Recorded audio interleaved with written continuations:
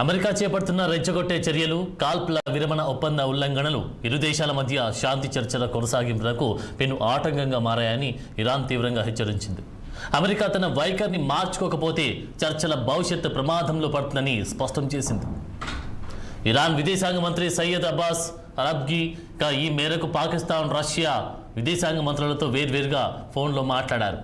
ఇరాన్కు చెందిన టౌస్కా అనే కంటైనర్ నౌకను, దాని సిబ్బందిని అమెరికా అదుపులోకి తీసుకోవడాన్ని ఆయన తీవ్రంగా ఖండించారు.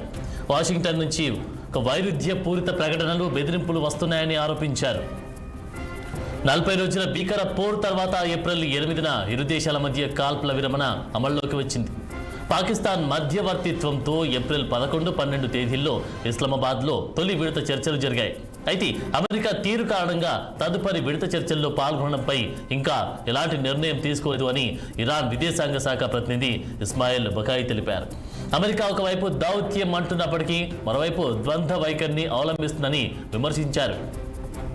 ఫిబ్రవరి 28న అమెరికా, ఇజ్రాయెల్ సంయుక్తంగా జరిపిన దాడుల్లో ఇరాన్ సుప్రీం లీడర్ అలీ ఖమేనీతో పాటు పలువురు సీనియర్ కమాండర్లు, పౌరులు మరణించారు.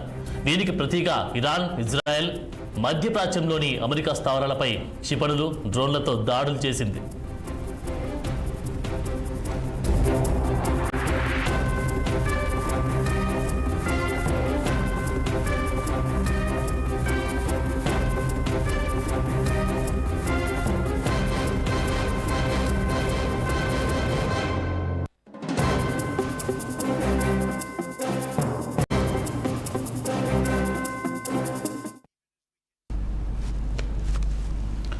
అమెరికా చేపడుతున్న రెచ్చగొట్టే చర్యలు, కాల్పుల విరమణ ఒప్పంద ఉల్లంఘనలు ఇరు దేశాల మధ్య శాంతి చర్చల కొనసాగింపునకు పెను ఆటంకంగా మారాయని ఇరాన్ తీవ్రంగా హెచ్చరించింది.